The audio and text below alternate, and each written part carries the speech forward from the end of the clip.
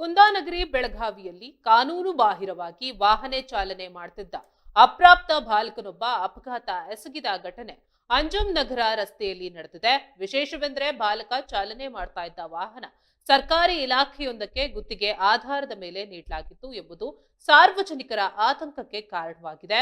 ಅಂಜುಮ್ ನಗರದ ರಸ್ತೆಯಲ್ಲಿ ವೇಗವಾಗಿ ಬಂದ ಅಪ್ರಾಪ್ತ ಬಾಲಕ ತನ್ನ ವಾಹನವನ್ನ ಮತ್ತೊಂದು ವಾಹನಕ್ಕೆ ಡಿಕ್ಕಿ ಹೊಡೆದಿದ್ದಾನೆ. ಅಪಘಾತ ಸಂಭವಿಸುತ್ತಿದ್ದಂತೆ ಸ್ಥಳೀಯ ಸಾರ್ವಜನಿಕರು ಬಾಲಕನನ್ನ ಹಿಡಿದು ಪೊಲೀಸರಿಗೆ ಒಪ್ಪಿಸಿದ್ದಾರೆ.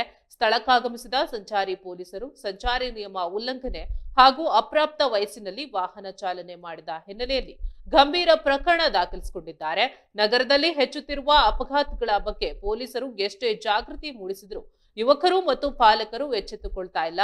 ಅಪ್ರಾಪ್ತ ಮಕ್ಕಳಿಗೆ ವಾಹನ ನೀಡುವುದು ಕಾನೂನು ಬಾಹಿರ ಎಂದು ಪೊಲೀಸರು ಹಲವು ಬಾರಿ ಮನವಿ ಮಾಡಿದ್ರು. ಪಾಲಕರ ನಿರ್ಲಕ್ಷ್ಯದಿಂದಾಗಿ ರಸ್ತೆಗಳಲ್ಲಿ ಅಮಾಯಕರ ಜೀವ ಸಂಚಕಾರ ಒದಗಿ ಬರ್ತಾ ಇದೆ ಎಂದು ಸಾರ್ವಜನಿಕ ವಲಯದಲ್ಲಿ ಆರೋಪ ಕೇಳಿಬಂದಿದೆ.